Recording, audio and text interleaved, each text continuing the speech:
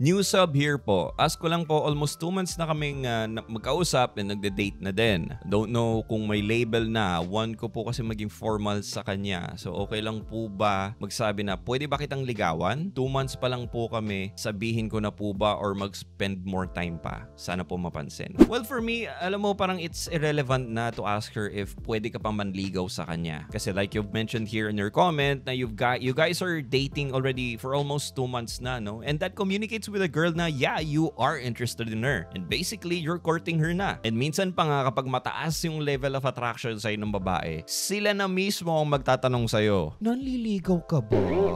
Real talk yan. And also make sure ha na yung date nyo ay hindi lang basta-basta friendly date. Make sure that your dates are romantic dates. Baka naman kasi you guys are only going out to lunch, going to movies, etc. Kasi tatandaan mo, sigarilyo, a date is creating a fun-filled romantic evening for sex to happen. So ano nga bang ibig sabihin yan? Kapag nagde-date kayo, make sure to make small advances for you to be physically closer to her until you end up inside of her. Real talk yan, hindi yan joke. Pero syempre, dapat wag mong idaan sa santong paspasan, no, sigarilyo? Wag mo naman sanang idaan sa, uy, hello, sa wakas nagkita din tayo.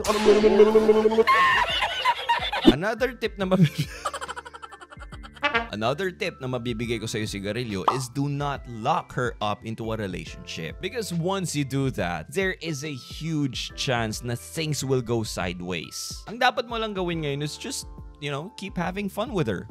Have fun, hang out, and hook up. That's it. And don't forget to observe her for subtle hints na manggagaling sa kanya that would indicate that she wants an exclusive relationship with you. Things like if she mentions na, uy, ikaw ha, baka may iba ka nang dinedate maliban sa akin. Dapat ako lang. If she says something like this, ask her back a quality question. Tanungin mo siya, what do you mean? So, ibig mo po sabihin na gusto mo na makipag-exclusive sa akin? Then that's it. Let her come to you, sigarilyo. A lot of men nowadays get this wrong kasi nga arit na sila magkaroon ng jowa. Chill ka lang, men. Kasi nga sabi nila, 'di ba? Good things come to those who wait. Ngayon, marami dyan nagsasabi sa inyo mga sigarilyo na, yung jowa ko ngayon tinanong ko siya kung pwede na ba maging kami.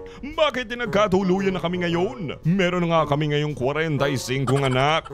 Now, I'm not saying that this will not entirely work, pero this will only work if the girl has a very high level of attraction for you. Kung 100% sure ka na yung level attraction sa'yo ng babae nasa 8 or 9. To tell you honestly, this happened to me like way back in college in 1975 pa. I've been dating this girl na medyo matagal-tagal na din kami nag-date. Nakalimutan ko nung gaano katagal yun, pero basta it was way back. Then kaya naging kami kasi tinanong ko siya if pwede na ba tayo? And she said yes. Pero, tinanong ko sa kanya yun kasi super 1,000 trillion billion % na sure ako na in love na siya sa akin. Paano ako naging sure? Sure na ako doon kasi nire-reaming na niya ako. And then, biro lang yun. And then, biro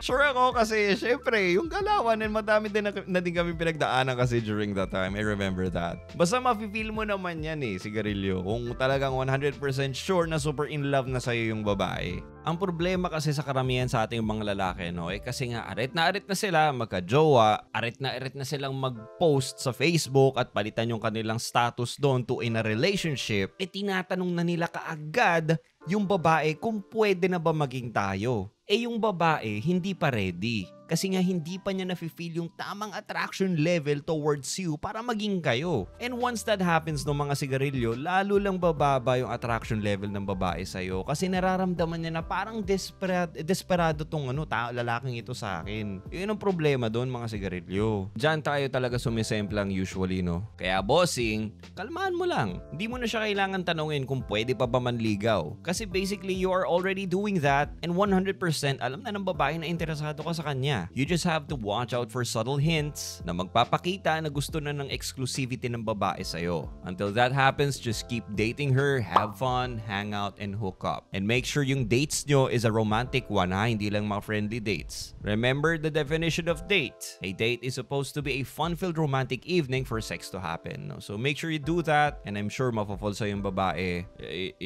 sooner than later.